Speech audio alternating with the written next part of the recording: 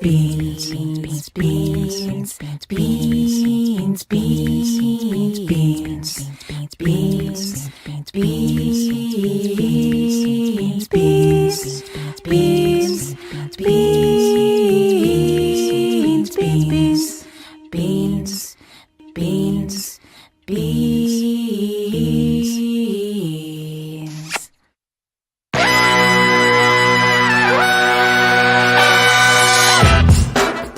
Good morning, sweet world, and welcome to the No Dunks podcast on the Athletic Network. It's Thursday, February 11th. I'm J.E. Skeets, rolling this morning with the Bulls master, ripping them threes, Trey Kirby. Hey-o!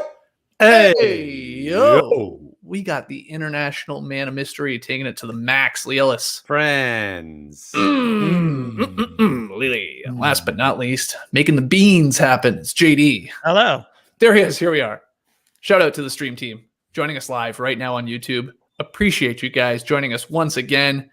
If you want to, you're all formally invited to tonight's NBA happy hour. Yes, we're going to fire up the live stream once again around halftime of the Heat Rockets game on TNT. That's the first game of the TNT doubleheader. Come join us. Come hang out. Come share a larf. LARFs will be had, no doubt about it. Yeah, we do have another special guest lined up, and we'll just hang out, sort of watch the game, sort of not, and we'll just figure out where we go from there. So join us tonight, NBA Happy Hour watch party again, around halftime of the Heat Rockets game. Email us your questions and comments for our next Beach Steppin' podcast. Email them in, nodunks@theathletic.com. Posted a new Beach Steppin' pod yesterday. Some great questions about the Utah Jazz.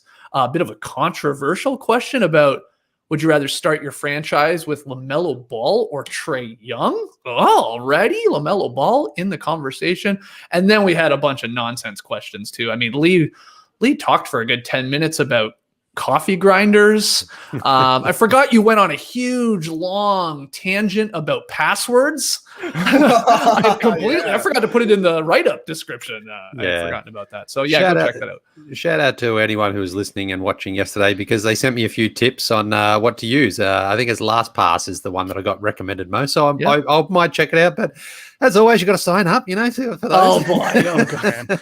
Yes. It's such a chore, lately. Just I like how you do it. Just have one password for absolutely everything, except you change one little thing, which makes it then 10 times more difficult to actually remember. Yeah, it's crazy, man. Okay, it's crazy times, man. Immaculate items also always available over at nodunks.com. There it is. Got some fun stuff up there for you. So go grab your No Dunks merch. Rep the brand, and once you get it, definitely take a photo, especially on Instagram. Tag us. We're sharing that with the rest of our followers, or hit us up on Twitter too. We do that as well. So thanks to everybody that's already bought something. Really appreciate it. Okay, guys, got some news we'll get to later, but let's just do the big takeaways from some of the games from last night. First one, Luka and the Mavericks rally in the fourth for the 118-117 victory over the Hawks. Lee, get us started. Where do you want to go with this one? So a bit of a revenge game here. Hope anyway for the Hawks. The Mavericks came to the Fortress the other week and picked up a victory after they'd been on a bit of a losing skid. So the Hawks hoping to repay that a little bit there to Dallas, and it looked good for the first three quarters. It was they were in pretty good shape. They were up 9 points going into that fourth, but then it started off with your mate, Timmy Hardaway Jr. there, Skeetsy, getting on fire. He had 13 of his 16 points in the fourth quarter. I mean, if you were to look at his best first quarter, best second quarter, best third quarter, best fourth quarter, he's probably, he's probably scored 65 points. Oh, yeah, he's Kobe. But then late in the quarter, it was really Jalen Brunson who did the job for the Mavericks. Just win at Trae Young pretty much every time. Really, when we talked a little bit about this on the beach stepping yesterday, the one weakness in Trae Young's game is defensively, and really that was exposed last night. Jalen Brunson just took it at him, whether it was scoring or setting up his teammates. He exposed them a couple of times. Mavs get back into this game and take the lead, and well, the Hawks couldn't get a stop. But the controversy, if you want to call it that, happened late in the game with 4.7 seconds to go. The Hawks have the ball here. They're down by a point. Now, you may not have seen it there, but Trae Young, the play was designed for him, and he got hit basically by Willie Cauley-Stein. No whistle was called on the play. Gallinari had a shot that didn't really get close, and Trae Young was happy, thinking he was fouled. But I have to say that I don't really think there was anything too much in that, because if a foul had been called, the Hawks would have gotten one free throw because the ball wasn't inbounded yet, and then they would have got possession. So they, potentially would have tied the game and then had a chance to win. I mean, they could have won it anyway, of course, if Gallinari hits that shot. But Trae Young was very unhappy about it, and so was Lloyd Pierce after the game. Honestly, from where I am, I think there's contact. No question there's contact, but I think Trae sells it a little bit. He goes down, and I think that was the right no call by the referees. I don't know what you guys think, but Trae, I can understand he's frustrated and unhappy. He had a good game. The Hawks led for a lot of this game, but they lost it at the end there. But for me, I think the right no call was made. What do you think, Trae? Yeah, Trae Young is very upset there. He sets the screen on Willie Cauley-Stein, who turns around and runs into him. There's no doubt there's contact, but not a whole lot. I think Trae does sell it a little bit, and then he's all upset that he sort of got hit in the nose a little bit. I think when Willie sort of ran into him at first because he didn't know he was there, and then I think his arm sort of came up and maybe caught him a little bit. But the right no call in your books, Trae? Yeah, that's the right no call. Like you're saying, Trae set a back screen, really good back screen. John Collins was going to be open for the alley-oop. Throw it up, Kevin Huerter. You're getting a bucket right there, I do think, or at least a foul. But Trae goes down on the back screen, like you're saying, and that's when Willie Cauley-Stein's elbow kind of comes up. But, he's a 7-foot tall guy, so he's got a foot on Trae Young, ergo, nose, elbow, all in the same spot. It sucks getting hit in the nose, let me tell you. If you've been headbutted by a kid on accident, it just catches me completely off guard and really throws you off. I'm this mad at a child when they accidentally headbutt me, so I can understand Trae Young's anger. I don't think Willie Cauley-Stein is a dirty player. He doesn't seem to have had any beef with people for this kind of thing in the past that I can recall off the top of my head, but I think this was the right call, especially in the last 5 seconds of the game. Yeah. Really good screen. Sucks to get hit in the nose. Refs did a good job. Sometimes you got to swallow that whistle. Yeah, Lloyd Pierce after the game says, it was a perfect screen. I'm quoting him here. Willie Cauley-Stein ran Trae over. That's a foul. It's a foul. It's why Trae was on the floor. It blows up our play. So he was upset. Obviously, as you saw there, Trae Young was very upset, going nuts. I love how that play actually continued then, or not the play, but after the game, Luka comes over and is like, because they're good buds. They were joking in this one too. We've seen them joke at the All-Star game already, Luka and Trae. And, I love how he's upset, but he also wants to say goodbye to Luka. He's like, Right, like Luka's trying to console him a little bit. But you're right about Jalen Brunson going at him, Lily. I thought he was phenomenal down the stretch. Jeff Van Gundy was talking up Brunson like crazy. This guy could be a starting point guard on many teams in this league, and eventually we'll get it. Yeah, I know he was high on him. Little bias right there, I do believe, from Jeff Van Gundy, who, if I'm not mistaken, coached Rick Brunson, Jalen's dad, but not surprised to see an Illinois boy balling out. If you tuned in for Luka Doncic versus Trae Young, the undercard was good too, because Jalen Brunson was balling and Kevin Huerter was balling as well. They were basically trading buckets back and forth in the fourth quarter, but I thought you could really see how the Hawks were missing DeAndre Hunter late. Yeah. He ended up with a couple of times where Luka got matched up on Tony Snell in the post. That was an easy bucket. And then there was another time where John Collins was sticking Luka up top at the top of the key. That's a spot where you would love to have DeAndre Hunter, a guy who's made incredible strides in his second season, but he's out for a few weeks after having surgery. So they had to go with what they had, and it wasn't quite enough last night to beat the Mavs. Well, you say Illinois boys. I see a lot of Fred VanVleet at times in Jalen Brunson. So I'm not writing off what JVG is selling us, despite the connection to the father. I like him. I think he's a good player. Yeah. Is he a starter in this league? I mean, he's still obviously quite young in terms of his NBA career. So I think it's possible. I like him. I do really like him. He seems a bit of a rock back there. And he was great in the fourth. And so was Tim Hardaway Jr., who is going to score 50 points. One of these days, he's going to put at least 3 of those quarters together all in the same game. Because, man, he caught fire. And you see him, like, when he catches fire, he took a bit of a heat check and he eventually missed. But he was, like, screaming for the ball. He's like, just give me the ball. Like, I'm unconscious right now. He usually does it in the first half, though, not so much in the second halves. That's true. But because we've seen, I think he's had like 2 or 3 30-point first halves. So if he only needs that 13-point fourth quarter there, and he's basically home, he can do it. But one really good sign, I think, for the Mavericks here is Luka, who was good in the fourth. He only took 2 shots, made both of them. But the Mavericks actually got other guys, talking of Hardaway and Jalen Brunson, and especially Jalen Brunson, who was kind of creating for himself. That's what they need more of. They need someone who can just go and get themselves a bucket. They don't need Luka to do it all. Luka still had, 5 assists, I think, in that fourth quarter. Mm-hmm. But, the one big problem I think they face is sometimes when it's like Luka's the only one here who can go out and get his own bucket, or he has to set up his teammates. You need to be able to trust some of those other guys to be able to go and do it. And I thought Brunson, again, with that matchup against Trae Young, really took advantage of that last night. So good fourth quarter performance from the Mavs to get this one. All right, next game here. Oh, he's got the jacket on. He's ready. He's pumped. He's shaking his head. He's like, yeah, let's talk about it, baby. Why didn't we lead the show with this? Zach LaVine scores 46 points. 46. Oh, boy. And the Bulls hit 25 three-pointers to beat the Pelicans 129-116. The Pelicans were up in this game. I believe at the half they were up. But yeah, the Bulls were on fire, Trae. So what's the big takeaway? I know it wasn't just Zach LaVine hitting those threes. Well, the big takeaway is the Bulls are back. Learned something so valuable last night. Yeah. You can't be back if you don't go away. You had to have a bad Monday to be back on Wednesday, and it was a tremendous bounce-back performance from the Bulls. Like you mentioned, Zach LaVine making the all-star case, 46 points, 9 threes, 7 boards, 4 assists. In the calendar year 2021, he's at 28 points per game, 5 rebounds, 5 assists, shooting 53% from the floor, 45 from 3, 88 at the free throw line. I saw Tom Ziller had him as an all-star. I saw Matt Moore had him as an all-star. There is a buzz right now. Also had one of the best games of the year for Kobe White, who has really struggled this season. He had 30 points. He had 8 threes. Zach and Kobe, the first teammates in NBA history with 8+ threes in a game. Crazy. How I can't believe Clay and Curry have not done that once. Yeah. The only reason I can think that that's the case with the Warriors is that once one of those guys catches on fire, all the other Warriors pass to that guy, right? Like if you get to 8 and you're on Golden State, they're like, we're getting you to 13 or 14. We're not stopping at just 8. So I can see why that maybe hasn't happened. But yeah, super surprising to see it from the Bulls, but they needed it. 36 assists on the night. Shout out to Galaxy Brain Boylan. This guy wanted to average 30 assists per game. Yeah. Never been done before in league history. Still not going to be done. But if he could have got the Bulls to average 36 a game, they would have been good. As you're seeing, the Pelicans have been playing pretty well. 4 straight over similar competition to the Bulls.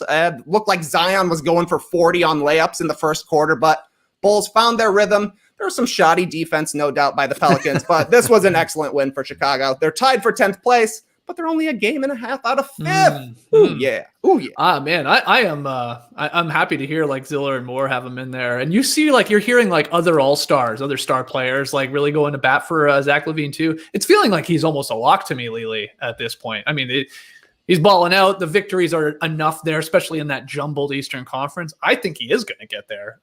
It will be. He's not going to be starting, of course, but he's ultimately going to be a coach selection. What do you think? I'm just trying to sort of think who would have to beat out for that. It would be the Celtics out of Tatum or Brown is going to come off the bench. Then who from the Raptors? Probably no one there from the Raptors.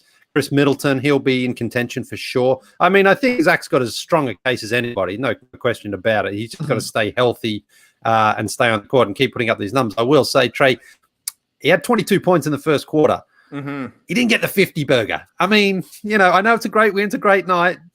50, I think I'm disappointed. I'll be honest.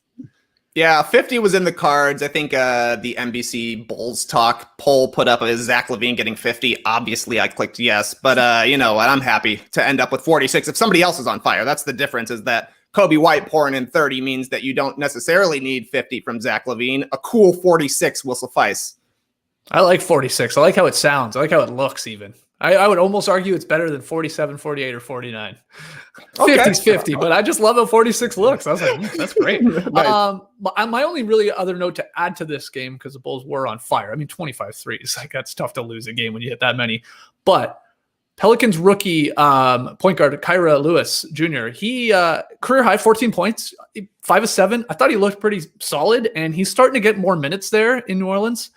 He's up to about like 20 minutes per game over his last 3. And you just wonder, is that, him getting the opportunity and them giving him more of an opportunity, does that mean that Lonzo Ball trade is coming, or an Eric Bledsoe trade? I mean, are they moving one or both of those guys as we get a little closer to the trade deadline? Because I think this kid should be sort of given this opportunity right away. I think he's really, really solid. And I'd love to see him sort of grow with Ingram and Zion too there. So something to keep an eye on, but good win for the Bulls. And I love that jacket, Trae. It's just a gorgeous satin classic throwback Bulls jacket. Oh, that's right. I put it on at halftime. I took Yams out to the dog park, came back, Didn't take it off. Slept in it last night. You know, got to keep the vibes. All right, well, keep it on until the Bulls next game. Next game here for us, though.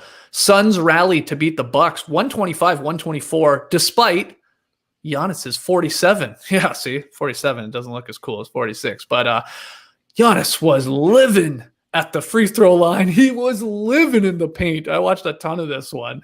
It was wild. I mean, he got to 47. Again, a lot from inside, a lot from at the line. But when it came down to the final possession for the Bucks, chance to win it, there wasn't a ton of time for the Bucks to work with. I think it was like 3 seconds there on the inbounds, less than that. He missed the 20-foot jumper. They stayed in front of him, like, keep him out of the paint. Don't let him go gadget arm this and dunk it on us or get to the line. And he missed the jumper. It's fine. Lee's got to take that, I think. You, of course, would like to see it go down, but he took it with confidence and he didn't hit it. But this is a big Suns win. I think this might be their best Suns win of the season. I think that with the way Booker scored 30, Chris Paul adding 28, 7 assists. They rallied in this one. They extended their winning streak. They're playing a hot team in the Milwaukee Bucks. Solid win. And man, you see why. You just see these victories of like, oh, this is why we moved on from Rubio for Chris Paul. This is why we brought in Jay Crowder. Those guys just instrumental in this victory, I thought. Yeah, I mean, Chris Paul, again, late in the game, does that little move where he crosses across the front of the key there to hit that little floater, which he's just done forever, which is just gorgeous. But yeah, this was a good one because there's no Drew Holiday, of course, there for the Bucks, but every team's missing players from time to time. But it just felt in that fourth quarter, Giannis was just like, well, I'm just going to dunk my way to victory here. It was wild. And in fact, on the last clean possession the Bucks had, Giannis was basically trying to back down Jay Crowder. The ball came in, the entry pass there, and Jay Crowder just sort of gave him the old pulled the seat from him move. Yeah, the little ole. And it worked perfectly. And Giannis was kind of upset with the referee, but it was like there was nothing there again. Anyway, then the Bucks do get it back, and you're right. I think that was the right play. I think everyone on the court knew Giannis was getting the ball. Chris Paul basically went at him as well to put more pressure on him. He rose up. He got a good look. It just didn't go down. So that's really all he can. I think there was only about 2 seconds left, so I don't really think he had a whole lot of time to put it on the deck anyway. He just had to basically get it and get to a comfortable spot and missed it. But yeah, impressive victory here for the Suns. They need to make sure they bank these wins because they went on a bit of a cold streak. Now they're kind of back a little bit. They're back as well. Everyone's back this season. Fun game though. I really enjoyed this one. Thought it was good stuff. Well, how about Frank the Tank Kaminsky too? Looking like Steve Nash out there. Oh yeah, dimes. 8 assists in this one, Trae. 4-0 since Frank Kaminsky moved into the starting lineup. Another noted Illinois boy. It's crazy how when you give these guys minutes, every team gets better. The Bulls are back. Illinois is back. I'm loving it. I've been working on a take here, Skeets. I'm not quite ready to debut it. I'll give you a little taste. Frank Kaminsky is the next Brook Lopez. I don't think he's as good defensively. He's not as good defensively, but Brook Lopez wasn't known as a defender early in his career. Turned himself into a Defensive Player of the Year candidate by being tall at the rim. Frank Kaminsky is very tall. He can shoot threes. He doesn't have as much boost as Brook Lopez, though. He needs to get a little bit more in the cakes region to get a little bit more of an actual big guy. Because right now he's a little bit more of a Steve Novak kind of character. But hey, 8 boards, 8 assists on top of 14 points, dropping in the threes. Good stuff from Big Break. Yeah, Frank the Tank, man. He had a couple of really nice dimes. And again, Jay Crowder, especially at the end of the third quarter, he had a nice, one of those key, tapped out an offensive rebound, went to a Booker. He hits the 3. That's big. This is when the Suns were down too. The Bucks were up 8 or 9 points around this time. And then right soon after that, Crowder pump faked the 3, a little pump fake party Lily, drew the defense to him, and then he kicked it over to Cam, who stepped into a 3 with confidence. And suddenly, again, it was like a 1-possession game. It felt like with the Suns too in this game, especially when you have Chris Paul and Booker, I just it's so amazing. When your team is down 8, 9, maybe 10 points, there's still tons of time left in the game, but it's sort of that deciding factor, that deciding moment.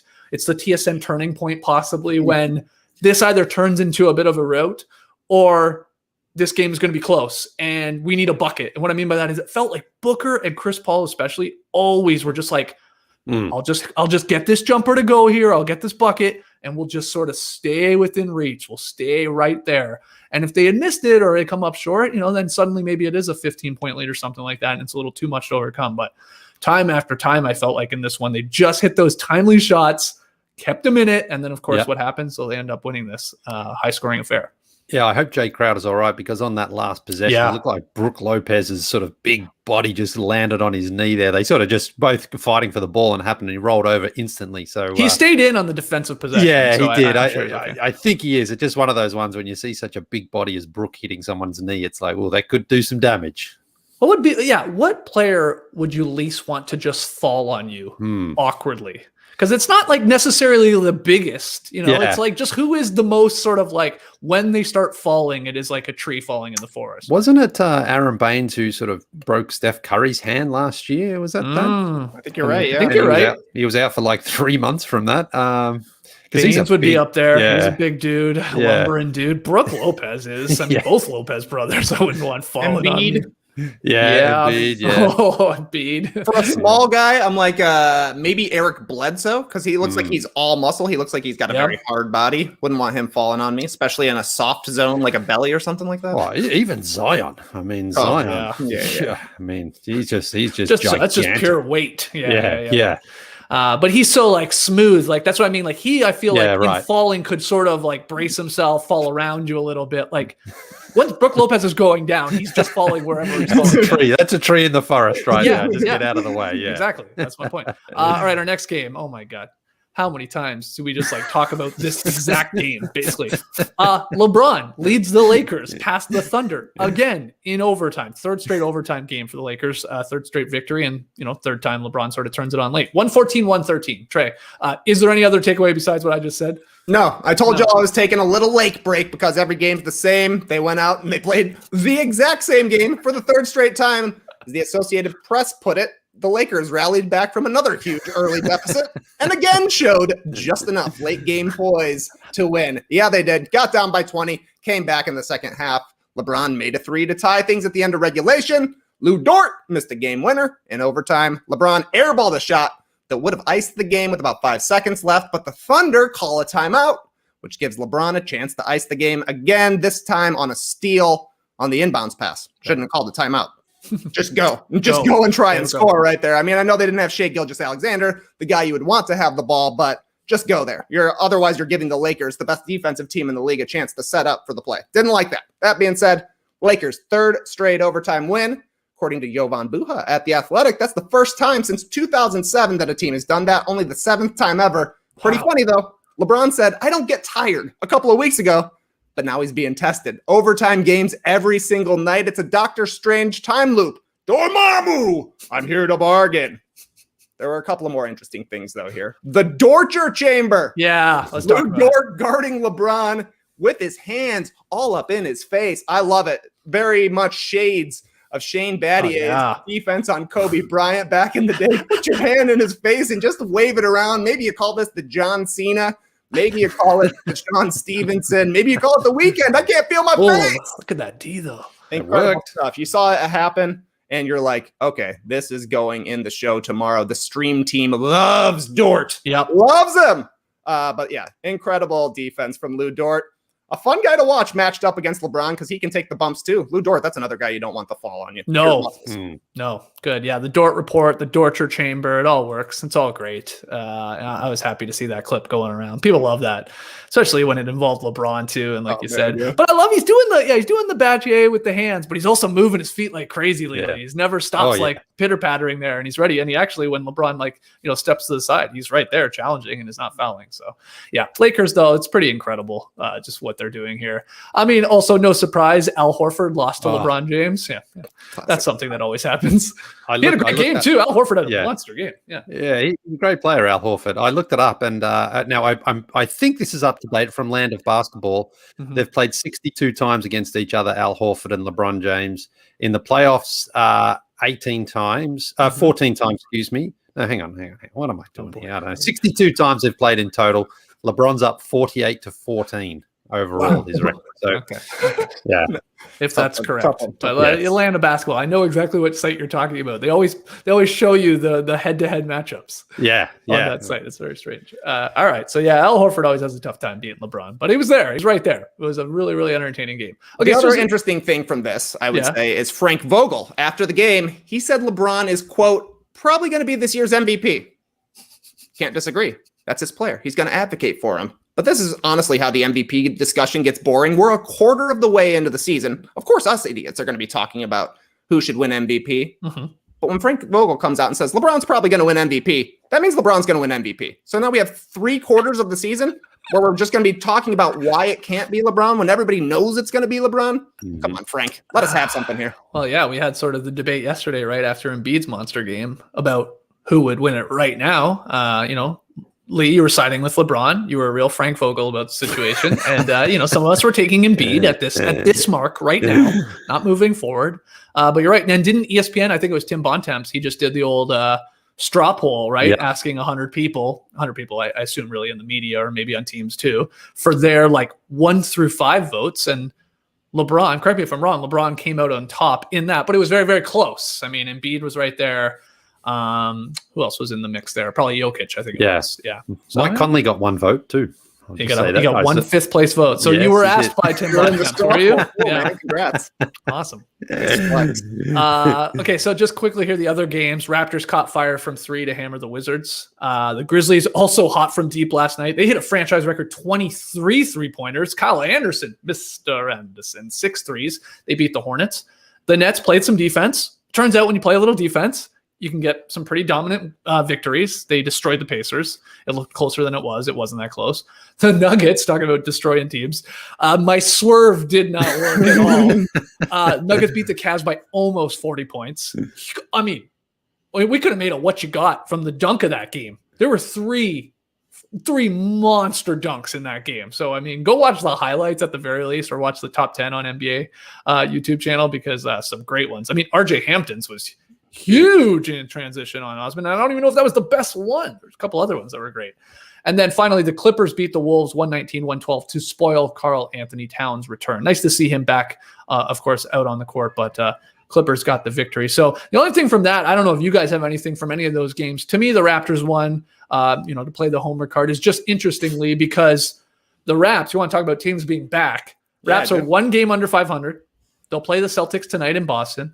They're going to beat the Beantown Boys. You heard it here first. And then that means they will officially be back to 500. So that'll be interesting. But Norman Powell, he's averaging 23 points per game right now, shooting over 50% from the floor, nearly 48% from 3.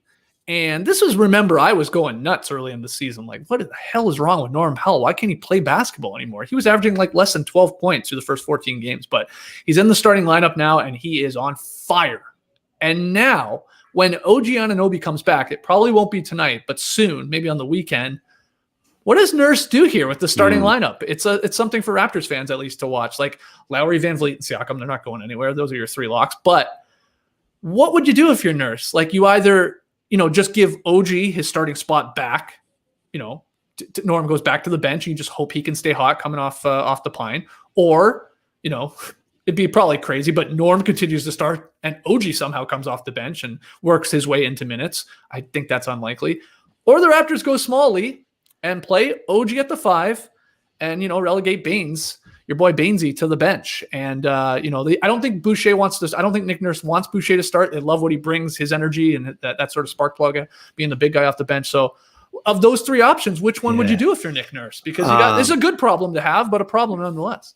I tend to side with if the other guy was just out, OG, he just goes back into the starting lineup and Norm returns to the bench. But right now, Norm is playing some of the best basketball he's ever played. And coaches tend to sort of just like to ride those hot streaks as well. So I think you try to figure out a way to keep Norm in there. And maybe you do just move Baines to the bench. I think that's the lower risk move, because it's like you're not going to upset him. You're not going to offend him. He's going to be understanding of that.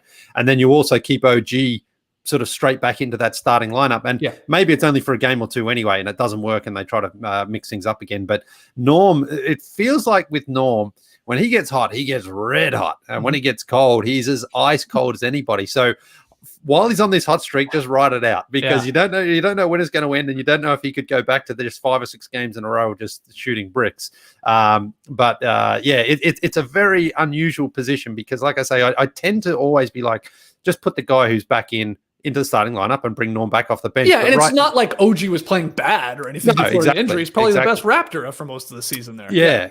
Yeah. But under these are special circumstances, and the Raptors need wins, and they're getting them. And Norm is just playing so well, so I would try to ride the Norm hot streak for as long as you can. Trae, I know you're the big guy of the group. Would you be upset with taking out Baines as the starting lineup and going smaller with like OG really would be your 5 in that lineup? That's fine. That's Yeah, fine. You can yeah. send Baines to the bench. I know it'll break your heart, Skeets. You love the way 46 looks. To have it covered by a warm-up. Oh, I'm sorry to do it to you. Sad. But yeah, I mean, they got the Celtics up next. You don't necessarily need a huge guy against the Celtics. Timberwolves with Karl Anthony Towns. You might like a big guy. The Bucks come up a couple of times next week. You're going to want a big guy for that. So I wouldn't be surprised to see Nick Nurse go with a bit of a platoon here. Start the guys that make the most sense depending on the night.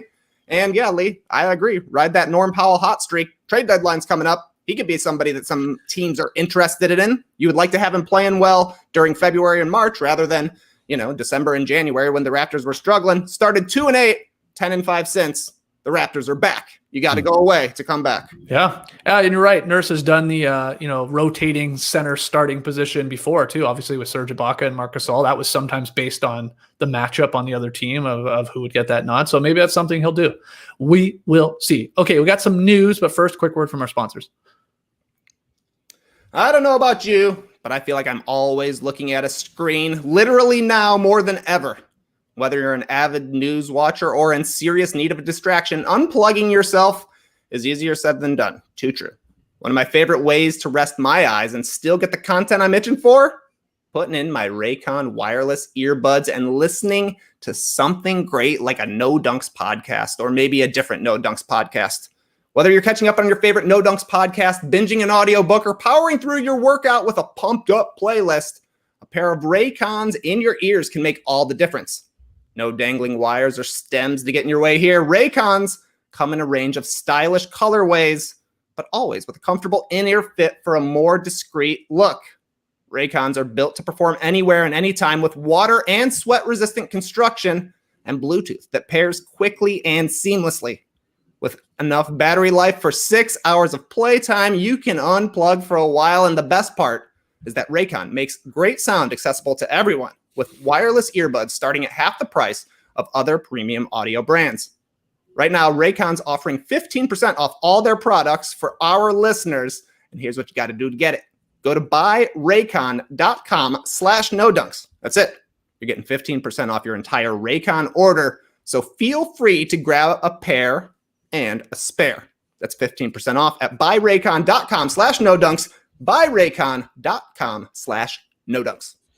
Little news here. In the wake of the NBA's statement Wednesday, reiterating its longstanding policy that all teams will play the national anthem, Mavs owner Mark Cuban said that his organization has no problem playing the anthem at all, and that the decision to not do so to this point in the season was the product of ongoing conversations with members of the community who felt the tradition, quote, did not fully represent them. So we talked about this yesterday, Lee, when by all accounts, it was like the Mavs are going forward without playing the anthem. No one had noticed for a good 10, 11, 12 games. And then Tim Cato of The Athletic sort of broke the story. And Cuban said, well, I've talked to Commissioner Silver.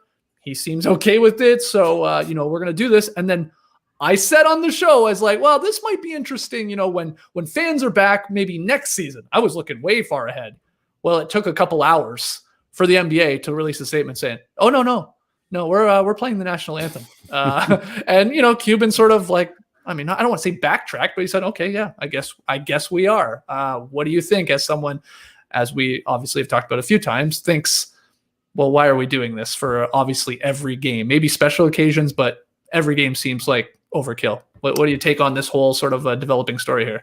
Our colleague Tim Cato is too damn good at his job. That's my take on it. Because if he didn't report this, no one else would have, and the Mavericks wouldn't have played the anthem last night. But instead, Tim Cato breaks this story, and all of a sudden, Adam Silver's on the phone to Mark Cuban saying, "You got to play the anthem." Mark Cuban's like, "All right, I'll play it then. Fine." That's my take on what happened, because it's one of those things that we know that it can cause people to get very upset, and you'll have people saying, "Oh, that's it. I'm done with the NBA. They're not playing the national anthem." And I think the NBA wanted to try to avoid any of that sort of talk. So they got on the phone with Mark Cuban, and Mark Cuban said, okay, we'll play it again. But I wish he didn't. I wish they didn't play it, because they don't need to.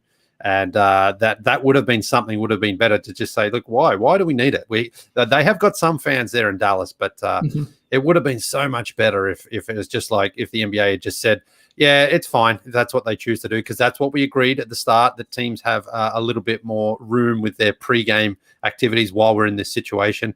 But instead, it seems like, okay, you better play it then. You better play it because this could cause some controversy. But again, no one even knew. No one even recognized that it wasn't being played until Tim Cato reported it. So it just shows how no one actually really cares about it that much, especially out there in Dallas, because no one was protesting. There was nothing on Twitter about it and no one getting too upset. So it just shows we don't need it, and no one would miss it if it wasn't there for every game. Right. They cared once the story was broken, for sure, because there were talks at the Texas Capitol by some lawmakers immediately to introduce a bill that would ensure the national anthem would be played at all events that receive public funding.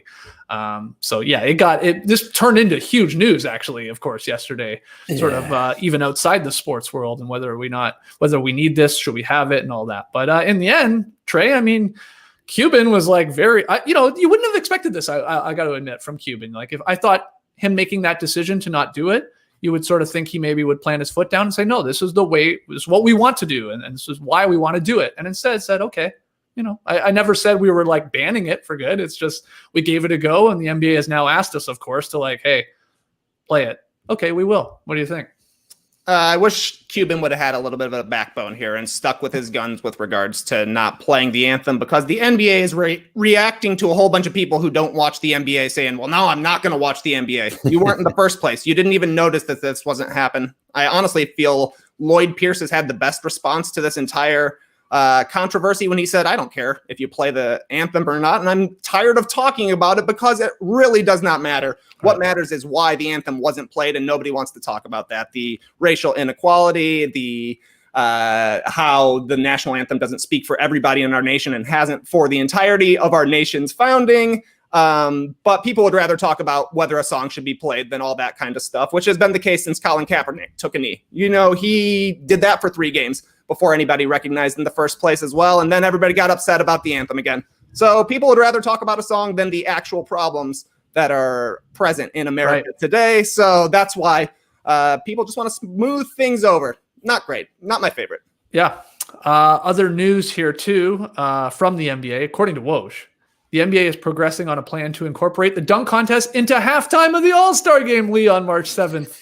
In Atlanta. I was calling things left and right yesterday. A 3-point shootout and a skills competition. Oh my God. I know, are also expected to be part of the Sunday night event. Because remember, if this actually still happens, and we know the players don't care for it, but if it does, and it looks like it's going to here in Atlanta, March 7th, it's going to be a 1 day, I guess really 1 night affair. So the All-Star game will be played.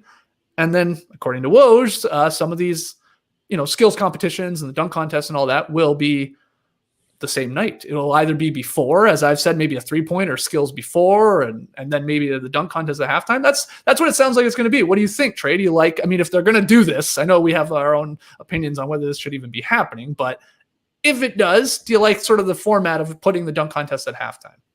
Sure. I think it'll be fun. It'll be fun to watch it at halftime. I think it is hilarious that we're bringing back the skills competition. The people got to see us running some obstacle courses here. Look, my dream for this is that the league decides, hey, we're doing all we can to make this unnecessary All-Star game as safe as possible. So we're inviting as few people as possible. We don't need players flying in from everywhere. We don't need Cassius Stanley to fly in for the dunk contest. You have to be an all-star to get into one of these competitions. That way we're seeing, maybe Zach LaVine does make the all-star team and he's there. He's like, fine, I'm doing all 3. I could win the dunk contest. I could win the 3-point contest. I could win the skills contest. You have to be there on that Saturday for the All-Star game. To be in any of these halftime competitions, I think would make it awesome. I think it would make it a lot more exciting. That's obviously not going to happen. They're going to invite all these people. These are sponsored events. Of course, they're going to run them and try and blow them up just the same way they have for every single thing. But I think it would be very fun if they went the All-Star route.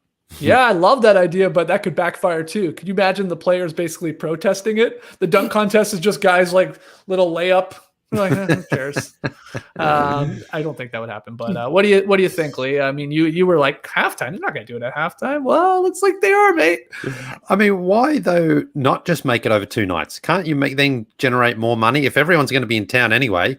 May as well do it Friday, Saturday, or Saturday, Sunday afternoon game. Like what difference does it make though if people are there for 1 night or 2 nights when you're trying to get as many events in? And they don't want to be there for 1 night as it is, Lee. So now you're asking them to be. Well, they are, first off, they are going to be there for 2 nights because I think a lot of the players are supposedly flying in on the Saturday.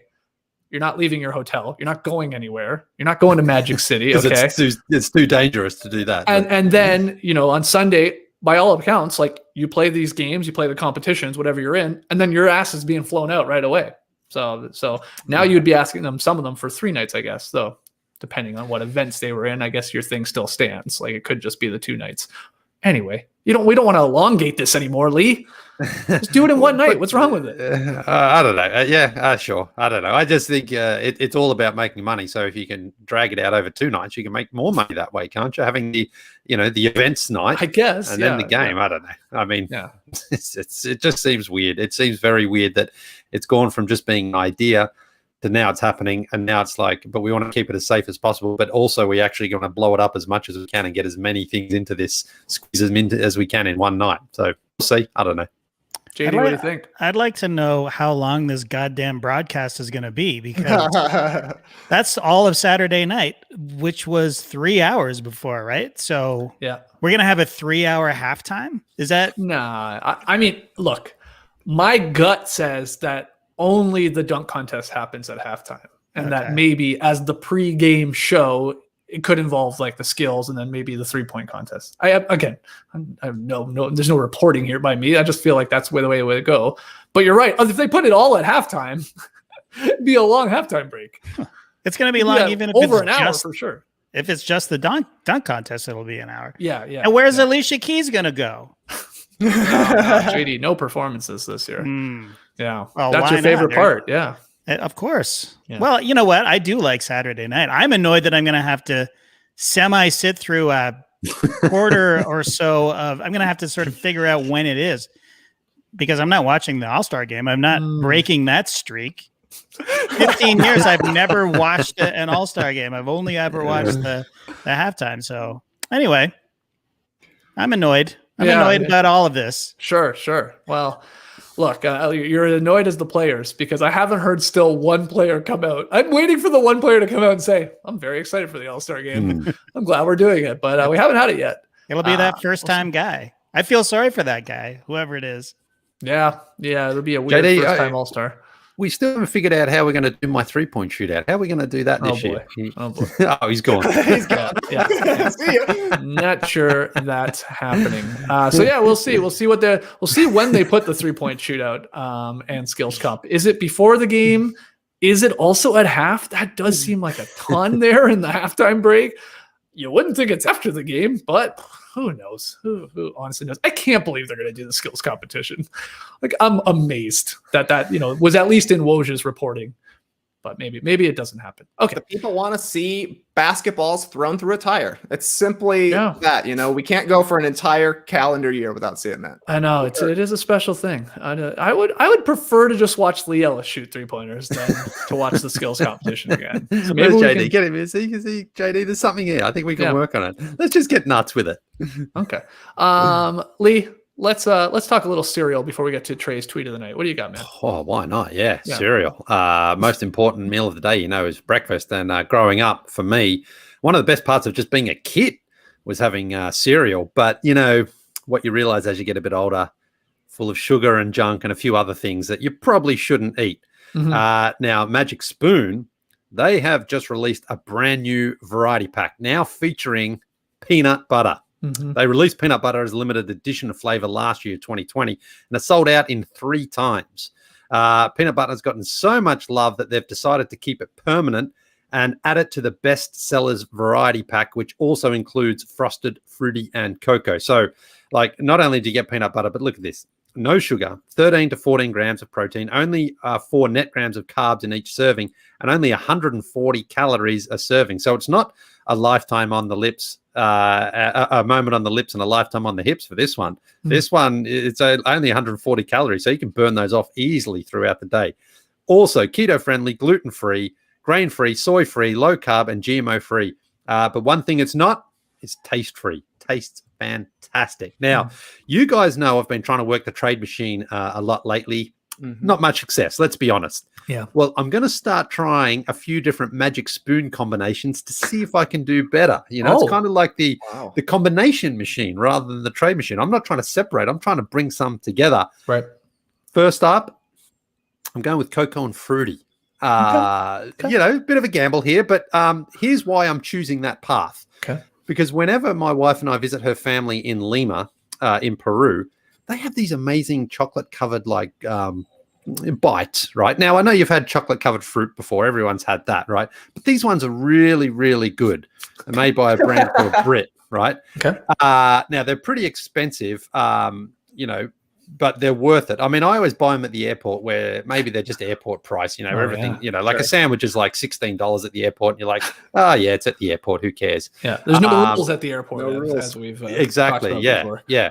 But the thing is, I always buy them as we're leaving to come back here to Atlanta, and I just gorge on those for the next like week or so because they're so good. And then I see on my bill, I'm just like chocolate. It's like $216. And I'm like, what was I thinking? But you know, it's worth it. So anyway, that's why I'm thinking I'm going with that combination. I think fruit and chocolate comes together. That's great for Valentine's Day. You should eat that combination on Valentine's Day. Very romantic. I think so too. You know, but it's also super healthy. That's really, you know, Magic Spoon cereal is as well. That's really the big game changer for me, that you can have a healthy, you know, sweet tasting cereal and not worry about that it's bad for you.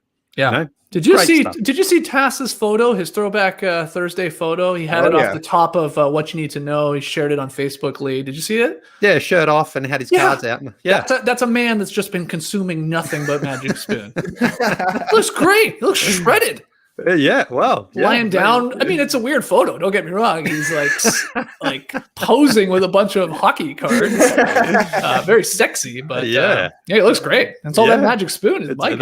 Yeah, well, why don't you go to magicspoon.com/no-dunks and grab a variety pack and try it today. And maybe we'll get you shirt off one day, Skeetsy. Maybe, you know, saucily looking there on the kitchen floor. I think that's where Tass is. Anyway, if you do go to Magic Spoon, looking. I think that's where he is on the kitchen floor. I mean, he's sort of between the living room and the kitchen. Yeah, somewhere like that. Yeah. Okay, and be sure to use our photo.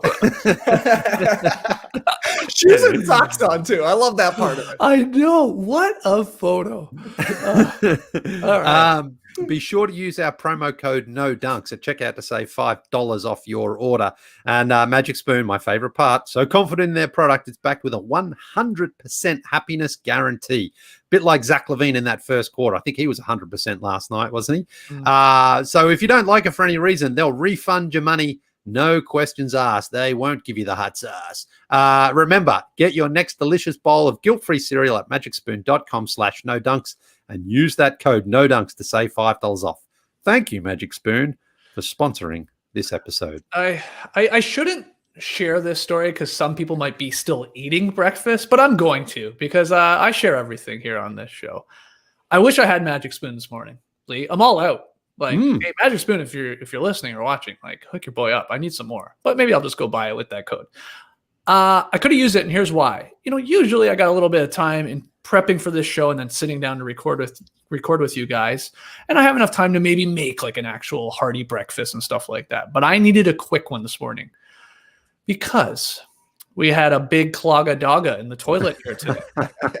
now, before it gets worse, actually, because it was a classic just toilet paper clog. You know, it wasn't the too much business from the number 2 that was doing it. It was a straight, there was too much TP in there. Let's be honest. So that's fine. You know, it's I'm told, I'm like, okay, we'll just leave it. We got another one, a washroom in the house, so we'll just use that one, and I'll take care of it after the show because again, it's sort of a time crunch in the morning here, right? So I'm such a creature of habit, and I'm a stone cold dummy that I get up from work, I'm gonna go shower, get ready for the show, as I always do. You know, I'm by the book, right? I'm going to take my pregame I'm going to take my pregame dump. I don't think. I go in there. I do my business. And then I'm like, I'm an idiot. I literally just told Nora, like, okay, we'll leave that washroom and then I'll just I'll figure it out after. So I made it worse, of course. I'm getting out of here. Like, way worse. And now I'm like, okay, well, I got to take care of this now. I mean, I don't want this sitting around. Yeah. You got to. Realize I don't have a plunger. Oh, baby. We don't have one because, we've been in our house for a long time. Luckily, nothing's been getting clogged over here. Oh, well, geez, I got to go get a plunger. So I'm like, all right, I'll zip over to Publix, not too far from me. I'll just zip over to the grocery store, get that. They don't have one. I go up and down every damn aisle. I'm asking people. Also, never a thing you want to ask someone. Yeah, they know why you're asking. Yeah, for sure. what else? Just a casual question here. Yeah. Got any plungers? No reason. No reason. You never want to do that. I don't care. I have no shame, obviously. So I'm like, but they don't have one. They're gone. I don't even know if they ever had one, which is the crazy part. But anyway, I couldn't believe it. So I'm like, okay, a gas station. I know. I used to work in a convenience store. I know we always had a weird plunger sitting in the corner that was probably 10 times overpriced, right? But who cares? I need it. This is an emergency. It's got dust all over it because no one's ever touched it or looked at it. I go to the nearest one by me. The guy looked at me like I was an idiot. Like I don't even know if he understood me, if I'm being honest. So I'm like, do you have a plunger? He's just, do you have a plunger? He just looked. I'm like, okay, I'll just look. And then couldn't find one. So now, guys, we're getting closer to the show here. I'm maybe. But I'm out now. I can't stand to go do a mission and then abort that mission. Oh yeah, no way. Totally. My buddy Grish. My buddy Grish has got a plunger. I guarantee it. I'm calling him. He's not picking up. I'm like, is he at the gym? This guy likes to put his laps in the pool. I'm like, oh, okay. I got a key to his house though, so I'm like, I'm going over. I'm finding a plunger in his house, so I know he's got one. So eventually I get to his house. Again, he doesn't live far from me. And he is there. He was in the shower. And I'm like, I need a plunger, man. And so he finds one and he gives it to me. Anyway, long story short, I unclogged the toilet, but I didn't have any time to eat breakfast. And I really could have used some Magic Spoon. Oh, wow. Yeah. Wow, there you go, Magic Spoon. There's another ad read for you. You get 2 for the price of 1. Yeah. Yeah. You didn't need a plunger after being in your house for almost a year? I mean, no. That's crazy. No, I know. It's great, isn't it? But Yeah. What a morning I've had. Anyway, I'm starving, and I'm only making this morning go longer here by telling that dumb story. So let's get to tweet of the night so I can eat some breakfast. Tweet of the night. Wow. Twitter. Tweet of the night. Not sure how to pronounce this name. Comes to us from Jess Keats, I do believe, who tweeted out this video from the Mavericks game last night. A guy absolutely crushing it. Wow. Carlton dance camp in Dallas. I think this made it to a house of highlights today. This guy going wild, showing his moves, shaking the boots. He's not really hitting the Carlton that hard, I would say. No, he's dancing. He's the moves. He's on fire, but he's not crushing the Carlton here. Yeah, he couldn't care less about the Carlton. He just wanted the camera on him, and he's giving it his best and doing pretty well, I'll say. Oh man, he was sort of doing the Carlton right at the beginning. True. But then he was like, I'm just gonna give you everything. Moonwalked. Yeah, he's hitting you with everything here. Oh man, I love this guy. See you, buddy. They went back to that guy a couple times throughout the night for other. At one point, see these guys beside him? Carlton, I almost clipped it. There's 3 other guys beside him because you can only have 4 in your party, right? They had a choreographed dance tray that they were doing for another song later in the show. I actually really should have clipped it too. Nice. This guy obviously, he's went viral there sort of last night. Oh, was it who tweeted this? You said Jess Keats or something like that? Yes, Keats, JESKEETS. I think was the Twitter account I found this one on. Looks like a good follow. Maybe too much Raptors. Someone said on Twitter, I saw, it was a great point. This is the one benefit of having fewer people in the arena. You allow these really good dancers room to operate. Oh, yeah. I guess it's a good point. And, and this crew that they came with, you said they have a choreographed dance. I mean, they probably know there's not going to be a lot of people there. Our chances of getting on the camera, very good. Let's learn to dance. Smart move. Yeah, it was like a really simple choreographed move. It was like up, and then like a little thing, and then like to the left, to the right. I mean, they were killing it. And they're committed. That guy in the purple, man, he was really committed to dancing. So that's a fun little clip there. But I also saw someone say, was that guy staged? No way. There's no way. There's no way. Because you can tell why. Here's why. Because you're right. You get these like staged dancers or ushers or stuff like that, where they make it seem like this is like, oh, this is just a random person. And it's like a plant. Not this guy though, because you could tell that he kept looking at the camera. He kept doing like that sly little look up to see like, oh, am I still on? Am I still killing it? If that's a plant, they're just going for it because they know that's the whole bit. Yeah, they don't need to look at the camera. He was looking at not the camera. He's looking at the screen to make sure he was still on. That guy is 100% genuine. You can book that, lock that in. I will be shattered if I find that guy was a plant. Yeah, I'm with you. He looked like a legit dancer. I would agree. Yeah. He didn't have the moves or the going back to. I think he would have stayed with the Carlton if he was there for just the Carlton cam. But I was a little surprised. We love the Carlton. Everybody loves the Carlton. Joel McMillan loves the Carlton. Fresh Prince has been off the air for 25 years. Can you believe the last episode of that was 1996? Wow. Do people know Carlton? Do young people know Carlton? I know they don't know Tom Jones because I'm tweeting out Tom Jones clips of Sex Land and Sex Bomb, and people are like, who is this old man grinding on these young women? Very weird. They don't know Tom Jones. I would imagine most people think Carlton is the new Chris Paul. That's Alfonso Ribeiro's big role now, is being Chris Paul. But, just like when we saw the Macarena with Lee Ellis doing it in Cleveland, we got to teach people the Carlton. It's a great dance. It's always funny. That's the best part of that video, I think, is when he's going full Carlton there. So I don't know. People are saying in the stream team that Fresh Prince was on Nick at Night. I remember my mom watching Nick at Night when I was a young kid, and it's just all the oldies, the old sitcoms. That makes me very sad. If that's the old sitcoms that are on Nick at Night now. Oh, it definitely is. Fresh Prince, yeah. Well, didn't they just? I haven't watched it yet. Didn't HBO Max do like a sort of a bring the whole cast back together type of thing? With, you're right. They got both Aunt Vivs back together, right? Yeah. I got to watch that. What was the review of that? Did it go well? Were people happy about it? I don't know. Don't know. I think the main news I remember was that, wow, look at Will and Viv, OG Aunt Viv are there together finally. Because they were beefing. Yeah. Yeah, Will put plenty of stuff up on his own social channels about being back there and stuff. But, I mean, for me, Fresh Prince, I don't know. I watched it. I wasn't a huge fan of it. But I sort of don't think it's like a tier 1 sitcom. I have it, lower down on the scales. You got a tier 2 Fresh Prince? Tier 2, tier 3, somewhere there. I gotta know. Now I have to know. What do you have above Fresh Prince? Well, like Steinfeld is a tier 1. Yeah, but I don't even consider those the same. But okay. Yeah, but what I'm saying is like, for it to sort of like you're talking about Carlton, who wouldn't know him. That's why I'm agreeing with you that I don't think if people just say that you're doing the Carlton dance, people automatically, that's from Fresh Prince. You know what I'm saying? I just don't think it was that big. That's all. I think if you know Fresh Prince, you know the Carlton. Yeah. Yeah, I know. But I'm just saying, our generation, we know Fresh Prince, no doubt about it. But now you're just seeing people throw their arms up and you're like, oh, that's the Carlton? I guess I'll just learn that. Maybe it came from Fortnite. Yeah, right. Good point. What else you got in your tier 1, Lee? Well, I mean, look, Friends is there for its reach that it had, for sure. I know you didn't have to like it, but you can't deny that Friends wasn't enormous. What else we got? What else we got there? I mean, The Office is your tier 1. Well, for me, yes. For me, of course, the British Office is tier 1 for sure. But I'm talking more just in a sort of more, pop culture-y sort of reference thing. Like if you throw in a Kramer joke, or something about the Friends characters, more people are going to get that, I think, than they would get like a Fresh Prince. Yeah, hey, you're doing the Carlton dance. Yeah. So.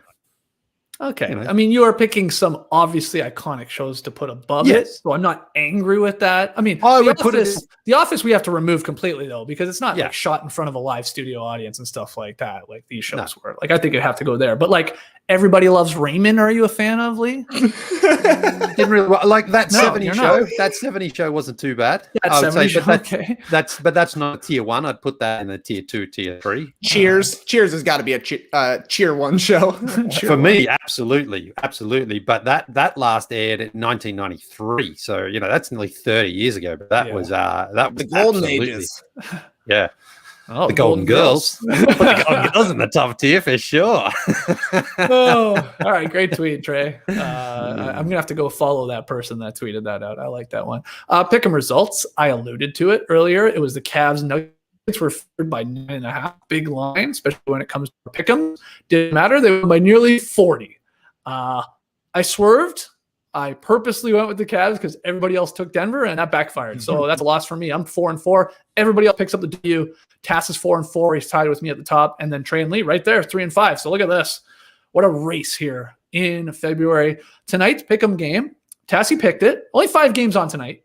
We got the TNT doubleheader. Heat Rockets. Join us for NBA Happy Hour watch party at halftime of that here live on YouTube. Sixers Blazers is the second game on TNT. Then we have Pacers Pistons, Magic Warriors. And then this one, probably the game of the night. Sort of unfortunate, if I'm being honest, that it's not the TNT game. Raptors Celtics. Celtics favored by 3.5. Lily. Not a big line. Raptors in a back-to-back situation. I think that's coming into play here maybe with this line. But what do you think? Where do you want to go first? Yeah, the Raptors are definitely playing much better basketball. They are on a back-to-back, and they do have a big rivalry there with the Celtics, who are just coming off a long road trip. But I like the Jaylen Brown, Pascal Siakam matchup that we saw down there in the bubble. So I'll take the Celtics by 4 points or more. Okay. Trey?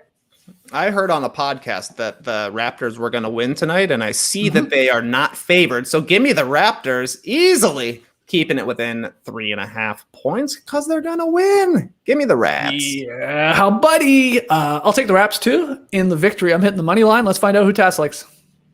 3.5 points. That's way too many points. Give me the Raps. Oh, boy.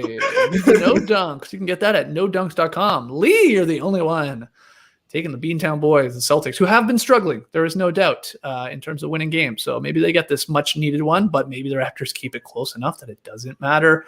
We'll find out. Hey, just to circle back down the drain to my plunger story, because I borrowed a plunger, I feel like it's in good etiquette to keep the plunger that I borrowed from Grisham and just buy him a new one. Yeah. You don't want me to just go back and give it back to him? No, you don't. It's in why not? It's in one of those cool things that covers it that you don't have to touch ever. No, you don't want to be that person where someone says, "Here you go, I've brought your plunger back." I would just go, "Thank you," boom, straight in the trash. If you did that, buy myself a new one. Wow, you would. Yeah. So if I borrowed your plunger and then I gave it back to you, you would. It sounds like you would accept it because you're a nice guy, but as soon as I left, you would throw it out. I would accept it, but I'd be like, I cannot believe he brought this back. Why on earth would you bring it back? Just buy me a new one, or don't bring it back. I don't care because they're like $6 or something like that. So these ones are a little nicer at Target. This is a $20 plunger. $20. Yeah, You got a simple human? Is that what that is? Those.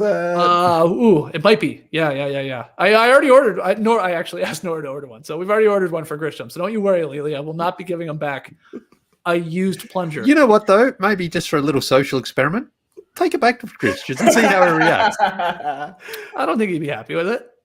I think he wants it sealed in the plastic when it returns to him. Bed stock plunger. Let's just see. Let's just find out. You and Grish are as close as any old two friends can possibly be. So that's a true friendship. Exactly. If you can return that to a friend and he just says, "Thanks, buddy," and puts it back in his restroom or wherever he keeps it and doesn't say anything, then you just know it's like, okay. See, that's the thing. If it's the type of plunger that's living in the basement, that it's just like tucked away, like already in dust and dirt or whatever, like then it's like, it's not maybe that big a deal. But if it's one of those ones that is, you're right, like living in the washroom, like in the thing, or maybe even a closet, even in the washroom. Okay. That might be a little different, Trey. It's like where the plunger lives might come into play for me personally of being used and returned. Honestly, I would lend anyone a plunger and I would accept a plunger back in any condition. Because guess what? You're not touching the plunger part. You're touching the handle. And I'm trusting that you're washing your hands before and after plunging your toilets. Yeah. So Give me it eating, back. Give me it back. I bought that one because I like it. I don't trust you. You didn't even have your own plunger for an entire year. How can I trust what you're choosing? I want the one that I chose myself. I went on Wirecutter. I read every review on the plunger. I want the one with the biggest suction cup possible, the strongest handle. Give me my plunger back. Sounds like this guy's using a plunger frequently. Well, I'm plunging weekly. I just like to keep the pipes clean. I don't need to. I just do it. Just in case there's any refuse. Smart.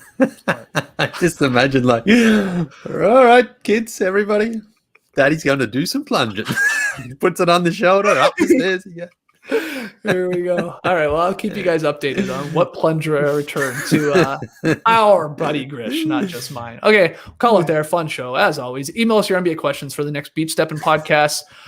Email them in nodunks@theathletic.com. We dropped one yesterday, so go check that out. Lots of fun, lots of larfs. Like, comment, subscribe to No Dunks on YouTube.